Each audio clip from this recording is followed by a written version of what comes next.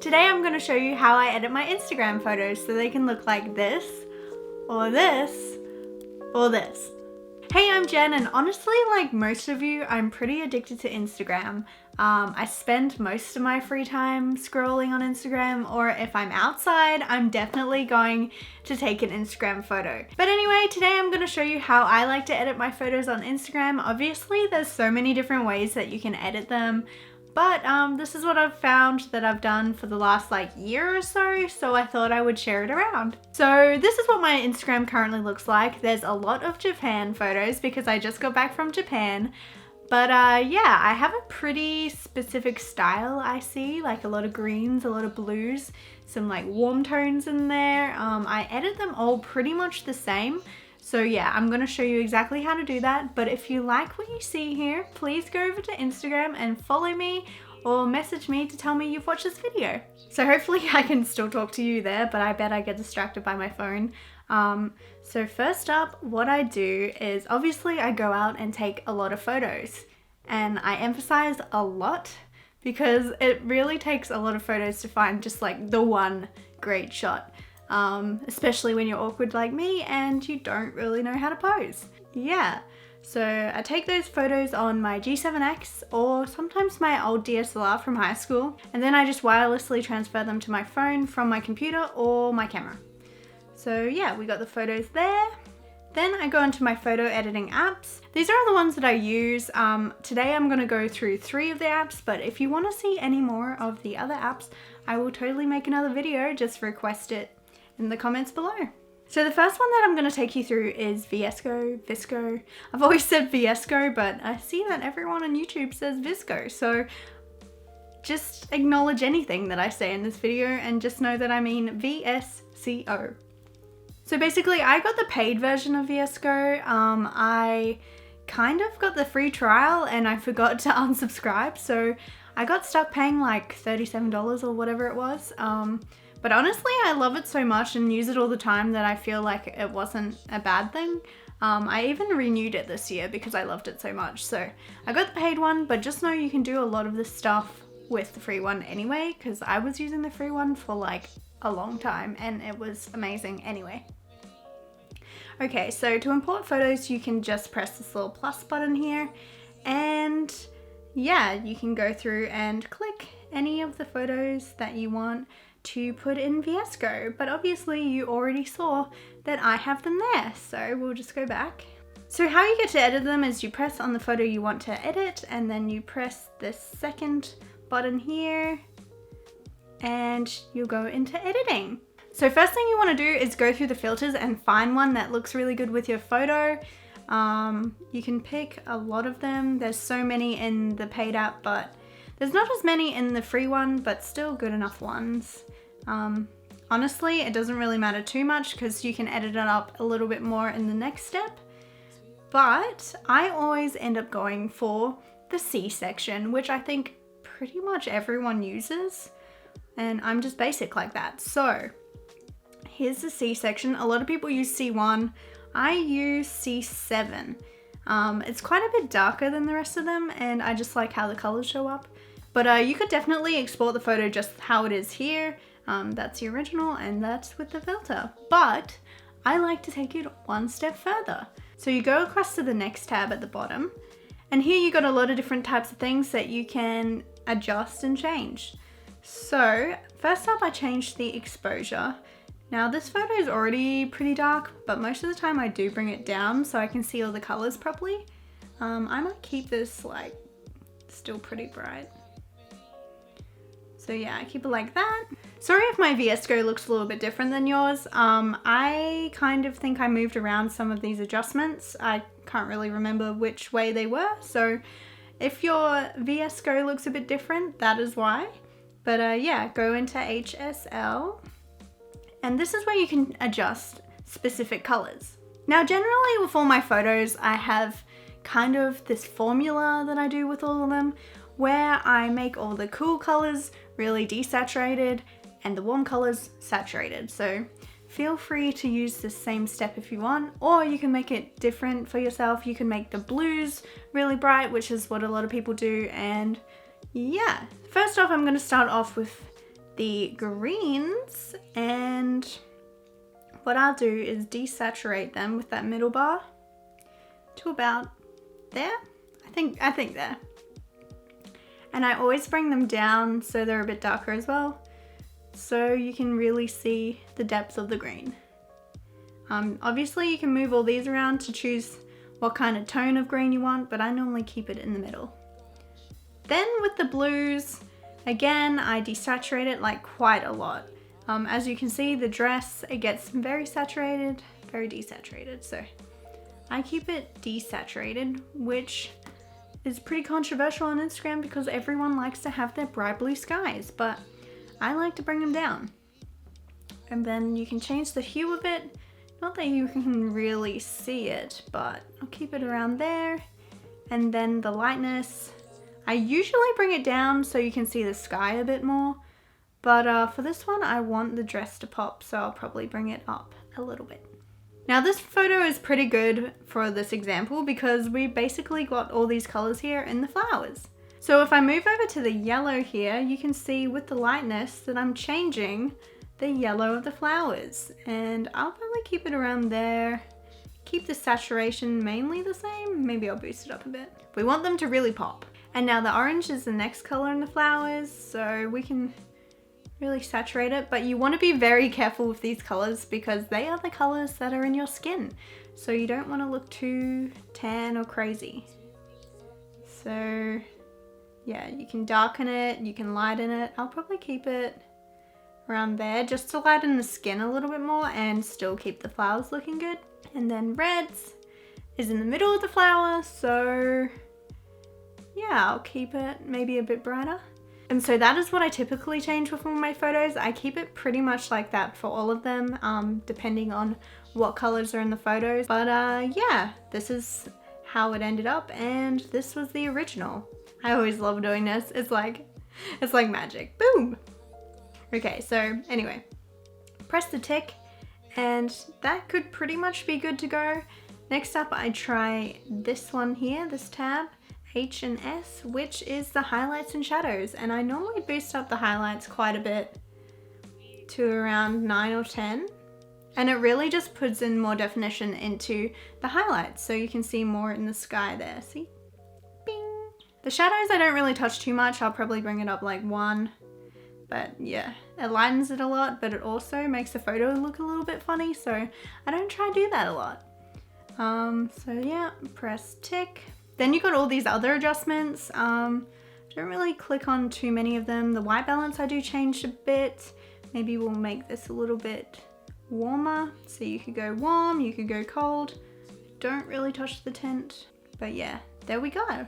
It's a warm, sunny sunflower day. So original and the new one. Then you can add grain. Let's just add grain in this one.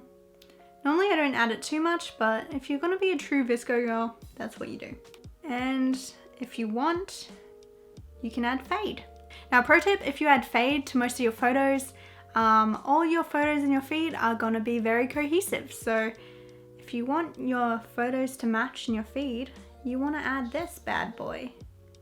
I normally only add like 1, maybe. I like to keep lots of definition still in my photo. And then add the tick, and they are basically all the tools that I use in this app. So yeah, that is the finished photo for now. I do add some other effects to it, but you'll see that soon. Now if you're really happy with how you've edited that photo, you can then save that as a preset. So you go down to the 3rd tab, and as you can see here, I have a lot of presets saved. They are basically all the same. I normally use those first 2, and I've been using them for like the last couple of months. But yeah, if you like your preset, you can just add it with this plus button, but I got too many, so I can't save it. Got it. All right, so then you press next, and you'll have the option to save it out. Save, and you're back to this main page of VSCO. So basically you can go along and edit all these photos exactly like that, or however you want. If you have photos that are pretty much exactly the same, you can press on the photo, press these 3 dots, and then do copy edits, and then you click the one you want and paste edits. And there we go. Now we got a photo that has the same settings on as the other photo. I look a bit orange, but you get the idea. You can then go in and tweak it if you want to by pressing that button and doing all the little tweaks like we've been doing. Alright, so now I'm going to go out of VSCO and go into another app. This one I don't always do, but you know, most of the time I do. So the app is called Afterlight, and what I use it for is I add like film grain, film scratches, just like random artifacts onto the image.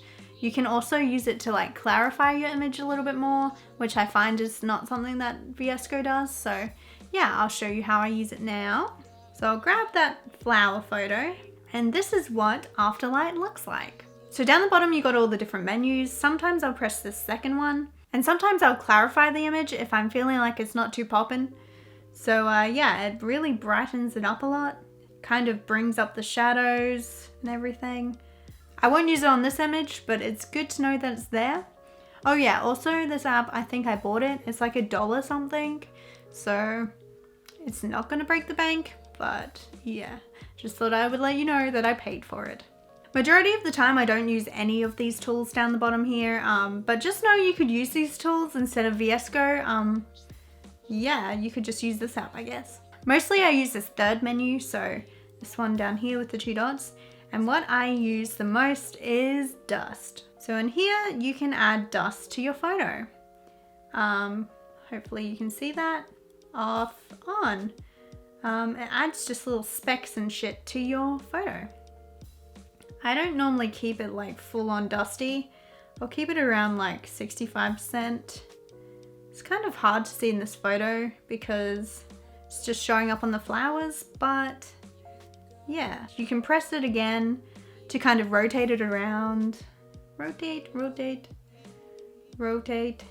That is dust. I use this one the most, dust 4. It adds just some texture to the corners and everything. Maybe I'll use it for this one. So it does make the photo look a little bit less HD, but yeah, I like the look. It makes it kind of more like a film look. So you can also add light, just kind of like light leaks and stuff. You can change the colors of them down the bottom. If you go on the white color, it will just be the original. But if you change it to these, it will go to other colors. This is kind of a bad example because you can't see the full light leak on this photo because it's pretty big. Select. All right, so that's the original, and this is with the light leaks and stuff. Up to you if you really want to use it. I like it sometimes I don't.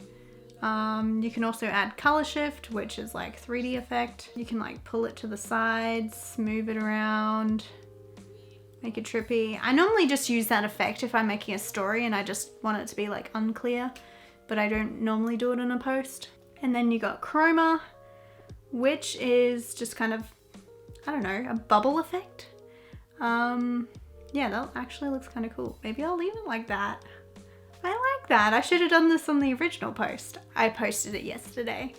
If you like it, please give it a like. So add that. Loading, loading. And voila, we got now the official finished photo. It was like that. Well, it actually was even different from that. But now it looks like this. Kind of makes my head look big. But anyway, then we press next and you can save it out. There's also frame options in here, so if you want it to look like a Polaroid, boom, or boom, or boom.